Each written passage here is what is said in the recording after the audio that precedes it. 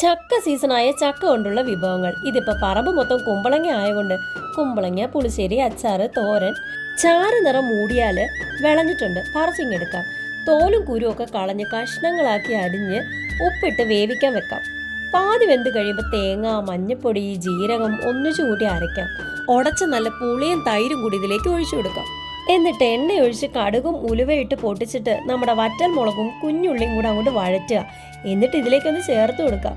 ഒന്ന് ഇളക്കിയെടുത്താൽ നല്ല കിടുക്കാച്ചി പുളിശ്ശേരി. തീർന്നോ? ഇല്ല. കഴിഞ്ഞ ദിവസം നമ്മൾ ഉപ്പിലിട്ട് വെച്ചേക്കുന്ന കുമ്പളങ്ങയും കാന്താരിയും ഇല്ലേ, അതിങ്ങോട്ട് എടുത്തേച്ചും ചട്ടി അടുപ്പത്ത് വെച്ച് എണ്ണയൊഴിച്ച് കടുകും ഉലുവയും കൂടെ അരച്ചതങ്ങോട്ട് ചേർത്ത് കൊടുക്കുക. എന്നിട്ട് വറ്റൽ മുളകും ഇഞ്ചിയും വെളുത്തുള്ളിയും കൂടെ അതിലേക്കിട്ടങ്ങ് മൂപ്പിക്കുക. മഞ്ഞളും അച്ചാറ് പൊടിയും അതുപോലെ തന്നെ കായപ്പൊടിയും കൂടെ ഇളക്കിയിട്ട ശേഷം മൂത്ത് വരുമ്പോഴേക്കും നമ്മുടെ കുമ്പളങ്ങയില്ലേ അത് അതിലേക്ക് ഇടണം. കുറച്ചു നേരം വേണമെങ്കിൽ വേവിക്കാം. അത് കഴിയുമ്പോൾ കിട്ടാൻ പോകുന്നതേ നല്ല സൂപ്പർ അച്ചാറാണ് കേട്ടോ. ഇതും കൊണ്ട് തീരുന്നില്ല, ഞങ്ങളൊരു ചേന മെഴുക്കുരട്ടിയും കൂടെ അങ്ങോട്ട് വെച്ചു.